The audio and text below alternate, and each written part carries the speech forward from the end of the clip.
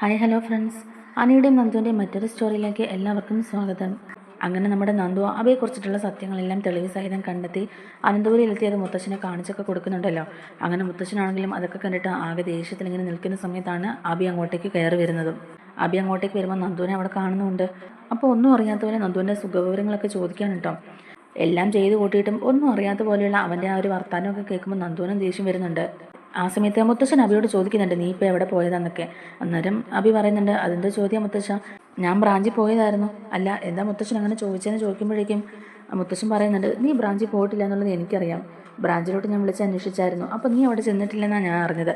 പിന്നെ നീ എവിടെ പോയതാ എന്നാ എൻ്റെ ചോദ്യം എന്നൊക്കെ ചോദിക്കുമ്പോഴേക്കും അബി ഒന്നിങ്ങനെ പതറി നിൽക്കുകയാണ് കേട്ടോ. എന്നിട്ട് അബി ഇങ്ങനെ മിണ്ടാതെ നിൽക്കുന്ന കാണുമ്പോൾ മുത്തശ്ശൻ പറയുന്നുണ്ട്, നീ എവിടെ പോയതാണ്, എന്തിനു പോയതാണ്, എല്ലാം എനിക്കറിയാം. ഇനി നീ കൂടുതൽ അഭിനയിക്കൊന്നും വേണ്ട. നീ ചെയ്ത എല്ലാ കൊള്ളരുതായ്മകളും എനിക്ക് മനസ്സിലായി കഴിഞ്ഞു. ഇത്രയൊക്കെ ചെയ്തു കൂട്ടിയിട്ടും ഒന്നും അറിയാത്ത പോലെ നീ എത്ര മിടുക്കനായിട്ടാണ് അഭിനയിക്കുന്നത്. ഈ കുടുംബത്തിനെതിരെ അനാമിക മീഡിയയിൽ ചെന്ന് വിളിച്ചു പറഞ്ഞൊക്കെ നിന്റെ സപ്പോർട്ട് കൂടിയിട്ടല്ലായിരുന്നോ? നീയും അവളും കൂടെ ചേർന്നിട്ടല്ലേ ഇങ്ങനെ ഒരു കാര്യം ചെയ്തത്? ഈ കുടുംബത്തിനകത്ത് ഇരുന്നുകൊണ്ട് തന്നെ ഈ കുടുംബത്തിലുള്ളവരെ കരിവാരത്തേക്ക് നിനക്കിങ്ങനെ തോന്നി. അത് ശരിയാ, നീ നിന്റെ അമ്മയും ഇങ്ങനെയൊക്കെ ചെയ്തില്ലെങ്കിലേ ഉള്ളൂ അത്ഭുതം. അതുകൊണ്ട് ഞാൻ എൻ്റെ തീരുമാനം പറയാം. ഇനി ഈ വീടിനകത്ത് നീ കയറി പോകരുത്. ഇപ്പം തന്നെ ഈ വീട്ടിൽ നിന്ന് നീ പടിയിറങ്ങിക്കോണം എന്നൊക്കെ പറഞ്ഞിട്ട് അവയെ പിടിച്ച് തള്ളുന്നൊക്കെയുണ്ട് മുത്തശ്ശൻ. അത് കണ്ടുകൊണ്ട് അങ്ങോട്ടേക്ക് ജലജ ഇറങ്ങി വരുന്നുണ്ട് കേട്ടോ. ജലജ വന്നിട്ട് ചോദിക്കുന്നുണ്ട്, അച്ഛാ എന്താ അച്ഛാ ഈ കാണിക്കുന്നത്? അവി എന്തിനാ പുറത്താക്കുന്നേ? അവൻ എന്തെങ്കിലും തെറ്റ് ചെയ്തോ? എൻ്റെ മകനെ ഇങ്ങനെ ആട്ടിവിടാൻ മാത്രം അവൻ എന്ത് തെറ്റാ ചെയ്തെന്നൊക്കെ ചോദിക്കുന്നുണ്ട്. അല്ലെങ്കിലും എന്നോടും എൻ്റെ മോനോടും ഈ അവഗണന നേരത്തെ മുതലേ ഉള്ളതാണ്. പൊറുക്കാൻ പാടില്ലാത്ത തെറ്റ് ചെയ്തിട്ട് ആദർശനെതിരെ അച്ഛൻ എന്തെങ്കിലും ചെയ്തോ? അവനെ ന്യായീകരിച്ച് കൂടെ നിർത്തുകയല്ലേ ചെയ്തത്. അവന് വേണ്ട എല്ലാ സപ്പോർട്ടും കൊടുക്കുകയും ചെയ്യുന്നുണ്ട്. എൻ്റെ മോന് എന്തെങ്കിലും ഒരു ചെറിയ തെറ്റ് ചെയ്തു പോയിട്ടുണ്ടെങ്കിൽ അതിൻ്റെ പേരും പറഞ്ഞ് അവനെ പുറത്താക്കാനും അവനെ ശകാരിക്കാനും ഇവിടെ എല്ലാവർക്കും കഴിയും. എന്നാൽ ആദർശന് ഒന്ന് നുള്ളി നോക്കാൻ പോലും ആർക്കും കഴിയത്തുമില്ല എന്നൊക്കെയുള്ള രീതിയിൽ ജലജ പറയുകയാണ് കേട്ടോ. അന്നേരം മുത്തശ്ശൻ പറയുന്നുണ്ട്, നിർത്തടി, നിന്റെ മോൻ തെറ്റ് ചെയ്തിട്ടില്ല എന്നുള്ളത് നീ തന്നെ അങ്ങ് പറയുകയാണോ? ഇവിടെ നടന്നതൊക്കെ എന്താന്ന് വല്ലതും നിനക്കറിയാവോ? അതോ നീയും കൂടെ അറിഞ്ഞിട്ടാണോ ഇതൊക്കെ നടക്കുന്നത്? അങ്ങനെയാണെങ്കിൽ നീയും ഇവിടുന്ന് ഇറങ്ങിക്കോ എന്നൊക്കെ പറയുകയാണ് മുത്തശ്ശൻ. അപ്പൊ ജലജ ചോദിക്കുന്നുണ്ട്, എന്താ അച്ഛൻ എന്തൊക്കെയാ ഈ പറയുന്നത്? അച്ഛൻ പറയുന്നത് എനിക്ക് മനസ്സിലാവുന്നില്ല. ഇവിടെ എന്താ സംഭവിച്ചതെന്നൊക്കെ ചോദിക്കുകയാണ് ജലജ. ആ സമയത്ത് നന്ദുവിന്റെ ഫോണിൽ പകർത്തിയ ദൃശ്യങ്ങളൊക്കെ ജലജയ്ക്ക് കാണിച്ചു കൊടുക്കുന്നുണ്ട്. അനാമികയെ കാണാനായിട്ട് അബി അങ്ങോട്ടേക്ക് ചെന്നതും അനാമികയും വേണുവിനോടും സംസാരിക്കുന്നതും ഇതുവരെ ചെയ്ത എല്ലാ കൊള്ളരുതായ്മകളും ഇവർ രണ്ടുപേരും കൂടെ പ്ലാൻ ചെയ്തിട്ടാണെന്നും ഇനി അങ്ങോട്ടേക്ക് എന്തൊക്കെ ചെയ്യണം എന്നുള്ളത് ഉപദേശിച്ചു കൊടുക്കുന്നതും എല്ലാം കാണിച്ചു കൊടുക്കുകയാണ് ജലജയെ. ആ സമയത്ത് ജലജയൊക്കെ ഇത് കണ്ടിട്ട് ഒന്നും മിണ്ടുന്നില്ല കേട്ടോ, ഇങ്ങനെ ഷോക്കായി നിൽക്കുകയാണ്. കാരണം അനാമികയുടെ കാരണത്ത് അനി അടിച്ചു എന്നുള്ള വാർത്ത അറിഞ്ഞപ്പോൾ തന്നെ അബിയെ ഉന്തിത്തള്ളി വിട്ടത് ജലജയാണല്ലോ. അനാമികയെ കണ്ടിട്ട് എത്രയും പെട്ടെന്ന് തന്നെ അനിക്കെതിരെയുള്ള ആക്ഷനൊക്കെ എടുക്കണം, അനിക്കെതിരെ കേസ് കൊടുക്കണം എന്നൊക്കെയുള്ള രീതിയിൽ ഉപദേശിച്ച് വിട്ടത് ജലജ തന്നെയാണ്. ജലജ ഒന്നും മിണ്ടാതെ അബിയെ ഇങ്ങനെ നോക്കി നിൽക്കുകയാണ് കേട്ടോ. അപ്പോൾ മുത്തശ്ശൻ ചോദിക്കുന്നുണ്ട്, എന്താ ജലജ ഇത് കണ്ടിട്ട് നിനക്കൊന്നും പറയാനില്ലേ? അതോ നീയും കൂടെ അറിഞ്ഞിട്ടാണോ ഇങ്ങനെയുള്ള കാര്യങ്ങളൊക്കെ ചെയ്തത്? ഇവനാ അനാമികയും വേണുമായിട്ടൊക്കെ ഗൂഢാലോചന നടത്തുന്നത് നിന്റെ അറിവോട് കൂടിയാണോ എന്നൊക്കെ ഇങ്ങനെ ചോദിക്കുന്ന സമയത്ത് ജലജ ഉടനെ പ്ലേറ്റ് തിരിക്കുന്നുണ്ട്. ജലജ പറയുകയാണ്, അയ്യോ എന്താ അച്ഛാ ഈ പറയുന്നത്? എനിക്കിതൊന്നും അറിയില്ല. അല്ലെങ്കിൽ തന്നെ നമ്മുടെ കുടുംബത്തിനെതിരെ ഇങ്ങനെയുള്ള കാര്യങ്ങൾ ചെയ്യാൻ ഞാൻ ഇവനെ പ്രോത്സാഹിപ്പിക്കുന്ന അച്ഛന് തോന്നുന്നുണ്ടോ? ഈ കുടുംബത്തിന് അങ്ങനെ എന്തെങ്കിലും സംഭവിച്ചിട്ടുണ്ടെങ്കിൽ അത് ഞങ്ങളെയും കൂടിയല്ലേ അച്ഛാ ബാധിക്കുന്നത് എന്നൊക്കെ ഇങ്ങനെ ജലജ പറയുമ്പോഴേക്കും അബി ഇങ്ങനെ ഷോക്കായി ജലജയെ നോക്കി നിൽക്കുന്നുണ്ട്. അമ്മ തന്നെയല്ലേ എന്നോട് അനാമിക എത്രയും വേഗം കാണണം എന്നൊക്കെ പറഞ്ഞു വിട്ടത്. എന്നിട്ട് അമ്മ തന്നെ ഇവിടെ പ്ലേറ്റ് തിരിച്ചല്ലോ എന്നൊക്കെ ഓർക്കുകയാണ് കേട്ടോ അബി. ഇങ്ങനെ ഒരു സാഹചര്യത്തിൽ അമ്മ കൈ ഒഴിഞ്ഞെന്ന് മനസ്സിലാക്കുന്ന അബി അവിടെ ജലജയെ കാട്ടിക്കൊടുക്കാനൊന്നും പോകുന്നില്ല കേട്ടോ. അബിയെ ഈ വീട്ടിൽ നിന്ന് പുറത്താക്കിയാലും അമ്മ ഈ വീട്ടിൽ നിന്ന് പുറത്താക്കണ്ട എന്ന് ഓർത്തിട്ടാണ് കേട്ടോ അബി അങ്ങനെ പറയുന്നത്. അത് തന്നെയല്ല, രണ്ടുപേരും പുറത്തായി കഴിഞ്ഞാൽ അവരുദ്ദേശിക്കുന്ന രീതിക്ക് കാര്യങ്ങളൊന്നും മുന്നോട്ട് പോവില്ലല്ലോ. അതുകൊണ്ട് അമ്മ ഇവിടെ തന്നെ നിൽക്കുന്നതാണ് നല്ലത് എന്നൊക്കെ ഓർത്തുകൊണ്ട് തന്നെ അബി ഒന്നും മിണ്ടുന്നില്ല. ആ സമയത്ത് ജലജ അബിയെ ഇടങ്ങാണ്ടിട്ട് തന്നെ നോക്കുന്നൊക്കെയുണ്ട്. അന്നേരം മുത്തശ്ശൻ ചോദിക്കുന്നുണ്ട്, എന്താ ജലജെ, നിന്റെ മോൻ ഇങ്ങനെ ഒരു പ്രവൃത്തി ചെയ്താൽ നിനക്ക് എന്തെങ്കിലും പറയാനുണ്ടോ എന്നിങ്ങനെ ചോദിക്കുകയാണ് കേട്ടോ. അപ്പോൾ ജലജ പറയുന്നുണ്ട്, അച്ഛാ സത്യമായിട്ടും എനിക്കിതൊന്നും അറിയില്ലായിരുന്നു. ഇവനാണ് അനാമികയെ സപ്പോർട്ട് ചെയ്ത് കൂടെ നിന്നെന്നുള്ളത് എനിക്കറിയില്ലായിരുന്നു. ഇവൻ അനാമികയെ കാണാൻ പോയതും ഞാൻ അറിഞ്ഞിട്ടില്ല. ജലജ പറയുന്നുണ്ട്, എൻ്റെ മോൻ ഇങ്ങനെയുള്ള കാര്യങ്ങൾ സംസാരിക്കാനാണ് അവിടെ പോയെന്നുള്ളത് നിനക്ക് എങ്ങനെ അറിയാവടി? അല്ലെങ്കിൽ തന്നെ ആ സമയത്ത് നീ എന്തിനാ അങ്ങോട്ടേക്ക് പോയത്? ചിലപ്പോൾ അനാമികയുടെ ഭാഗത്തുനിന്ന് എന്തെങ്കിലും തെറ്റ് സംഭവിച്ചിട്ടുണ്ടെങ്കിൽ തന്നെ അത് ചൂണ്ടിക്കാണിച്ച് അനിയുടെ കാര്യം സംസാരിക്കാൻ വേണ്ടിയിട്ടായിരിക്കും വേണമെങ്കിൽ എൻ്റെ മോൻ അവിടെ പോയിട്ടുണ്ടാവുക. ആ സമയത്ത് നീ എന്തിനാ അങ്ങോട്ടേക്ക് ചെന്നത്? അച്ഛാ ഇവളെ വിശ്വസിക്കാൻ പറ്റത്തില്ല. ഇവൾക്ക് പോലീസ് മൈൻഡാ. ഇവളിപ്പോൾ വലിയ പോലീസ് ഓഫീസർ ആയതുകൊണ്ട് ഇവള് ഇല്ലാത്ത കാര്യങ്ങളൊക്കെ വേണമെങ്കിൽ ഉണ്ടാക്കി പറയും. ഇപ്പൊ തന്നെ കണ്ടില്ലേ ഒരു വീഡിയോ എടുത്തോണ്ട് വന്ന് ഈ കുടുംബത്തിനകത്ത് പ്രശ്നങ്ങൾ ഉണ്ടാക്കാൻ നോക്കുന്നത്. ഇവൾ ഉദ്ദേശിക്കുന്ന പോലെ കാര്യങ്ങളൊന്നും നടക്കാത്തതുകൊണ്ട് അവൾ പുതിയ അടവുമായിട്ട് വന്നേക്കുക എന്നിങ്ങനെ പറയാൻ കേട്ടോ ജലജ. അന്നേരം ദേഷ്യം വന്നിട്ട് നന്ദു പറയുന്നുണ്ട്, ദേ നിങ്ങൾ മിണ്ടാതിരുന്നോണം, ഇല്ലെങ്കിൽ എൻ്റെ വായിലുള്ളത് മുഴുവൻ നിങ്ങൾ കേൾക്കും. ഈ വീഡിയോയ്ക്കകത്ത് നിങ്ങളുടെ മോനും അവളും ആ വേണുവും കൂടെ സംസാരിക്കുന്ന കാര്യങ്ങൾ വ്യക്തമായിട്ട് കേൾക്കാം. നിങ്ങൾ കേട്ടില്ലെങ്കിൽ അതൊന്ന് കേട്ട് നോക്ക്, അന്നേരം അവർ സംസാരിക്കുന്ന കാര്യങ്ങളൊക്കെ നിങ്ങൾക്ക് മനസ്സിലാവും. എന്നിട്ട് മുത്തശ്ശനോട് പറയുന്നുണ്ട്, മുത്തശ്ശ, ഞാൻ വേറൊരു കേസിന്റെ അന്വേഷണമായിട്ട് പൊയ്ക്കൊണ്ടിരിക്കുകയായിരുന്നു. അന്നേരമാണ് ധൃതി പിടിച്ച് അഭിയേട്ടൻ ഇങ്ങോട്ടേക്ക് പോകുന്നത് കണ്ടത്. അതുകൊണ്ടാണ് ഞാൻ അഭിയേട്ടനെ ഫോളോ ചെയ്ത് പോയതുകൊണ്ടാണ് ഇങ്ങനെയുള്ള കാര്യങ്ങളൊക്കെ അറിയാൻ പറ്റിയത്. കുടുംബത്തിനകത്ത് ഇങ്ങനെയും കുത്തിത്തിരിപ്പുണ്ടാക്കാനായിട്ട് ആൾക്കാരുണ്ടെന്നുള്ളത് മുത്തശ്ശനൊന്ന് അറിയിക്കണമല്ലോ. അതുകൊണ്ട് മാത്രമാണ് ഞാൻ ഇത് വീഡിയോ എടുത്തുകൊണ്ട് വന്ന് ഇവിടെ കൊണ്ടുവന്ന് മുത്തശ്ശനെ കാണിച്ചത്. അല്ലെങ്കിൽ ഇപ്പം പറയുന്ന പോലെ തന്നെ ഞാനെല്ലാം ഉണ്ടാക്കി പറയുന്നതെന്നൊക്കെ വേണമെങ്കിൽ ഇവരെ വരുത്തി തീർക്കും. അതുകൊണ്ട് ആ കൈയോടെ തന്നെ ഞാനിത് വന്ന് മുത്തശ്ശനെ കാണിച്ചതെന്ന് പറയുകയാണ് കേട്ടോ നന്ദു. അന്നേരം ജലജ ഒന്നും മിണ്ടുന്നില്ല. ജലജ ഇങ്ങനെ മിണ്ടാതിരിക്കുകയാണ്. അല്ലെ, നന്ദുവിനെ ഇങ്ങനെ നോക്കി പേടിപ്പിച്ചുകൊണ്ട് ജലജ ഇങ്ങനെ മിണ്ടാതെ നിൽക്കുന്നുണ്ട്. മുത്തശ്ശൻ പറയുന്നുണ്ട്, മോളെ, നീ ചെയ്തത് ശരി തന്നെയാണ്. ഇങ്ങനെയുള്ള ദുഷ്ടന്മാരൊക്കെ ഈ കുടുംബത്തിനകത്തുണ്ടെന്നുള്ളത്, ഇവനൊരു ദുഷ്ടനാണെന്നുള്ളത് എനിക്ക് നേരത്തെ അറിയാമായിരുന്നു. ഇവന്റെ നിലനിൽപ്പിന് വേണ്ടിയിട്ട് ഇവൻ എന്തും ചെയ്യാൻ മടിയില്ലാത്തവനാണ്. അതും എനിക്ക് നേരത്തെ മനസ്സിലായ കാര്യമാണ്. പിന്നെ എൻ്റെ കൊച്ചുമോൻ എന്നുള്ളൊരു സ്ഥാനം ഞാൻ ഇവന് കൊടുത്തിട്ടുണ്ടായിരുന്നു. അതുകൊണ്ട് മാത്രമാണ് ഞാൻ ഇവനെ ഇത്ര നാളും ഇവിടുന്ന് പുറത്താക്കാതിരുന്നത്. പക്ഷേ ഇതിപ്പോൾ ഇച്ചിരി അതിര് കടന്നു. പലതും മനസ്സിൽ കണ്ടുകൊണ്ടാണ് പലപ്പോഴും ഞാൻ ഇവനോട് ക്ഷമിച്ചത്, ഇവനെ ഈ വീട്ടിൽ നിന്ന് പുറത്താക്കാതിരുന്നത്.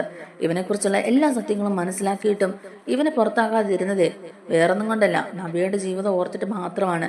ഇനി എന്തായാലും അങ്ങനെ ചിന്തിച്ചിട്ട് കാര്യമില്ല. ഇവനെ പോലുള്ള ഒരുത്തൻ ഈ കുടുംബത്തിൽ ഇരിക്കുന്നത് തന്നെ ഇവിടെയുള്ള ബാക്കി എല്ലാവർക്കും ഭീഷണിയാണ്. ഇവന്റെ ഉദ്ദേശങ്ങളൊക്കെ നേടിയെടുക്കാൻ ഇവൻ എന്തും ചെയ്യാൻ മടിക്കില്ല. അതുകൊണ്ട് ഇപ്പൊ തന്നെ നീ ഇവിടെ നിന്ന് ഇറങ്ങിക്കോണം. ഇനി ഈ തറവാട്ടിൽ നിനക്ക് സ്ഥാനമില്ല. എന്നിട്ട് സെക്യൂരിറ്റിയെ വിളിച്ചിട്ട് മുത്തശ്ശൻ പറയുന്നുണ്ട്, ഇവനെ ഇനി അകത്തോട്ട് കയറ്റി വിടരുത്. ഇന്ന് മുതൽ ഇവന്റെ സ്ഥാനം വീടിന് പുറത്താണ്. ഇവൻ എവിടെന്ന് വെച്ചാൽ പോയി ജീവിച്ചോട്ടെ. ഇനി ഇവനെ ഓർത്ത് ഇവിടെ ആരും വിഷമിക്കാൻ നിൽക്കണ്ട. ഇവനെ ഓർത്ത് ഇവിടെ ആരും വിഷമിക്കേണ്ട ആവശ്യമില്ല എന്നൊക്കെ പറഞ്ഞുകൊണ്ട് തന്നെ അബിയെ പുറത്താക്കുകയാണ് മുത്തശ്ശൻ.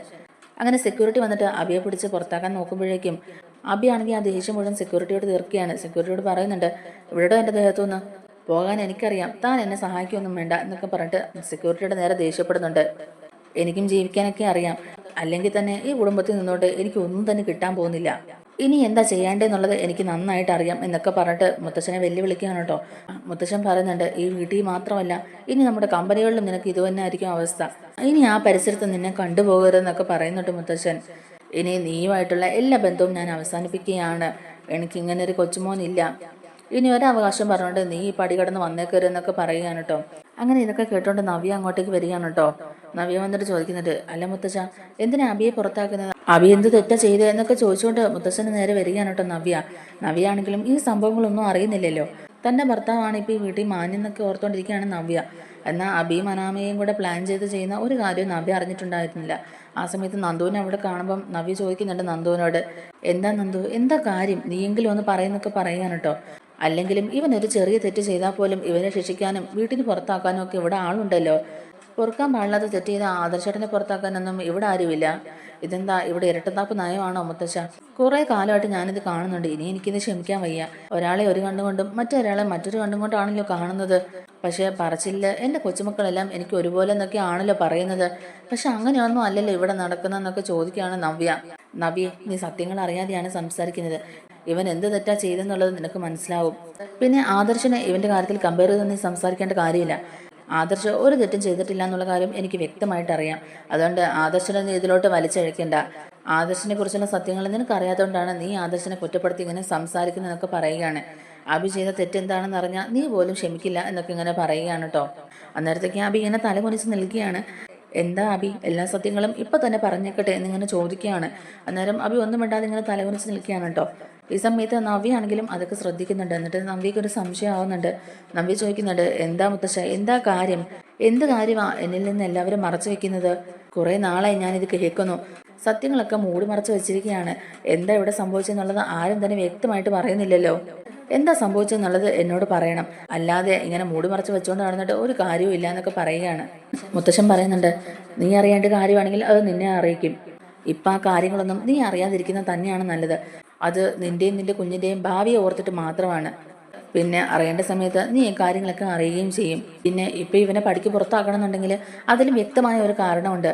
അത് നിന്റെ അനിയത്തി നന്ദുവിനോട് തന്നെ നീ ചോദിച്ചാൽ മതി എന്നൊക്കെ പറയുകയാണ് കേട്ടോ മുത്തശ്ശൻ. എന്നിട്ട് ദേഷ്യപ്പെട്ട് അകത്തോട്ട് കയറി പോകുന്നുണ്ട്. അങ്ങനെ നവ്യ ഓടി വന്നിട്ട് അബിയോട് ചോദിക്കുന്നുണ്ട്, എന്താ അബി, എന്താ സംഭവിച്ചത്?